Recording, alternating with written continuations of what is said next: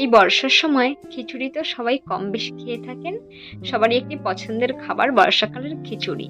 তাই আপনাদের জন্য একটু নতুনভাবে ঘি খিচুড়ি রেসিপি নিয়ে আসলাম। তাই দেখতে থাকুন ঘি খিচুড়ি রেসিপি। আমি এখানে নিয়ে নিয়েছি 250 গ্রাম গোবিন্দভোগের চাল। এবার আমি চালটি ধুয়ে নেব।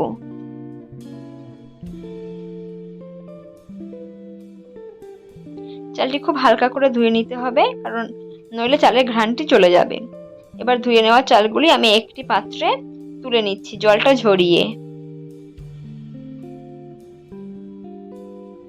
এইভাবে কিন্তু 20 থেকে 25 মিনিটের মতো চালটি রেখে দিলে খিচুড়িটি ভালো হবে।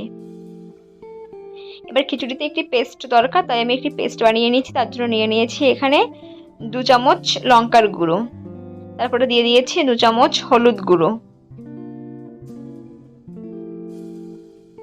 আর দিচ্ছি 2 চামচ জিরের গুঁড়ো।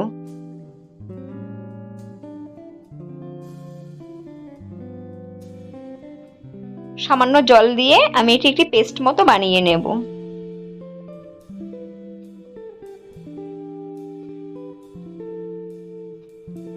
একটি পেস্ট কিন্তু আমার তৈরি হয়ে গেছে। এবার ডাল ভেজে নেব। আমি এখানে মুগ ডাল নিয়েছি, আর আমি 250 গ্রাম মুগ ডাল নিয়েছি, কারণ আমি 250 গ্রাম চাল নিয়েছি। আর চাল আর ডাল সমান হলে খিচুড়িটি কিন্তু খেতে টেস্ট হয়। আপনারা চাইলে এখানে ডাল কিন্তু কমিয়ে নিতে পারেন। আমি লো ফ্লেমে 2 থেকে 3 মিনিট ভেজে নিয়েছি। ভাজা হয়ে গেছে, এবার আমি নামিয়ে নেব। আর খিচুড়িতে দেওয়ার জন্য আমি এখানে আলু আর ফুলকপি নিয়েছি। আপনারা যে কোনো সবজি নিতে পারেন আপনাদের পছন্দ মতন। এবার সবজিগুলি ভেজে নেব। প্রথমে আলু দিয়ে দিলাম, ও এখন ফুলকপি দিয়ে দিচ্ছি। সামান্য পরিমাণে নুন ও হলুদ গুঁড়ো দিয়ে দেব। এবার এই সবজিটি একটু ভালো করে ভেজে নেব। তারপর উপর থেকে দিয়ে দিলাম কয়েকটি চেরা কাঁচা লঙ্কা। কাঁচা লঙ্কাটি একটু মিশিয়ে নিলাম। তারপরে দিয়ে দিচ্ছি যে মশলাটা আমি পেস্ট করে রেখেছিলাম, সেই পেস্ট করা মশলাটি। এবার মশলার সঙ্গে সবজিটি একটু কষিয়ে নেব।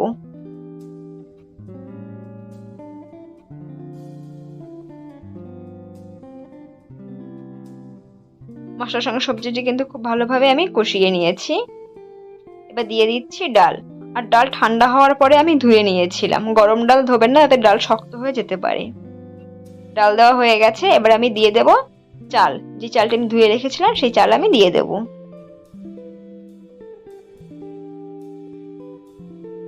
সব চাল ও ডাল দেওয়া হয়ে গেছে। এবার আমি এটি সবজি ও মশলার সঙ্গে খুব ভালোভাবে মিশিয়ে নেব। আপনারা চেষ্টা করবেন একটু বড় পাত্রে এই খিচুড়িটি রান্না করার। খুব ভালোভাবে মেশানো হয়ে গেছে চাল ও ডাল।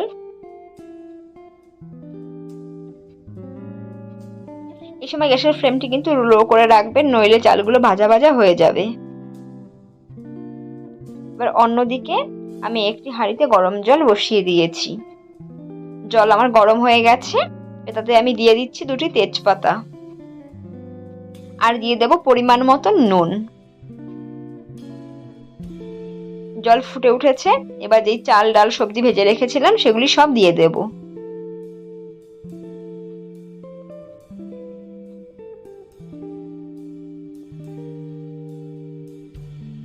সব সবজি ও চাল ডাল দেওয়া হয়ে গেছে। এবার নিচ থেকে ভালো করে নাড়িয়ে দেব, নইলে কিন্তু নিচ থেকে লেগে যেতে পারে।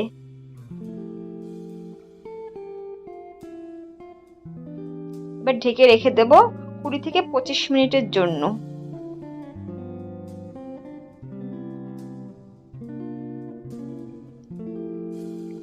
20 থেকে 25 মিনিট পরে আমি ফিরে আসলাম। দেখুন চাল ও ডাল সবকিছু কিন্তু খুব ভালোভাবে সেদ্ধ হয়ে গেছে। আর আমি কিন্তু মাঝে মধ্যে নাড়িয়ে নিয়েছিলাম, নইলে নিচ থেকে লেগে যেত। এইভাবে খিচুড়ি রান্না করলে কিন্তু খিচুড়ির স্বাদটা অনেকটাই বেড়ে যায়। আর আমি এখানে জল ব্যবহার করেছি। আমি বললাম 250 চাল দিয়েছি, অর্থাৎ 1 গ্লাস চাল দিয়েছি। সেই গ্লাসের মাপে আমি 7 গ্লাস জল দিয়েছিলাম। এবার আমি এটি ফোড়ন করে নেব। তার জন্য একটি কড়াতে দিয়ে দিচ্ছি 1 চামচ সাদা তেল, আর দিচ্ছি 2 চামচের থেকে একটু বেশি পরিমাণে ঘি।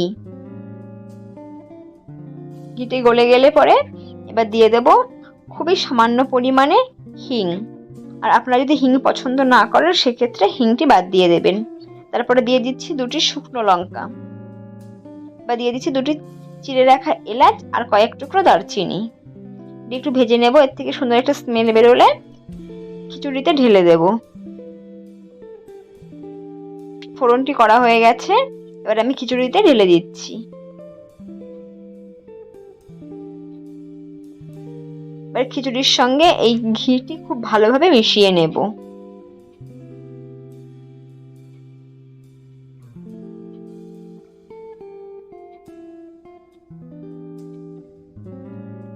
খুব ভালোভাবে কিন্তু আমি খিচুড়ির সঙ্গে ঘি মিশিয়ে নিচ্ছি,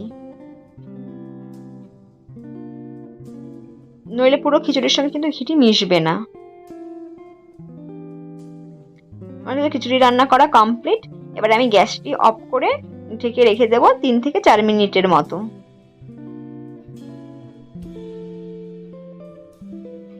রেসিপিটি আপনাদের কেমন লাগলো সেটি কিন্তু আমার কমেন্ট সেকশনে জানাতে পারেন। আর আমার চ্যানেলে নতুন হয়ে থাকলে চ্যানেলটি সাবস্ক্রাইব করবেন ও পাশে থাকা বেল আইকনে ক্লিক করতে কিন্তু ভুলবেন না। ধন্যবাদ। দেখা হচ্ছে পরবর্তী কোনো নতুন রেসিপিতে। সবাই ভালো থাকবেন ও সুস্থ থাকবেন।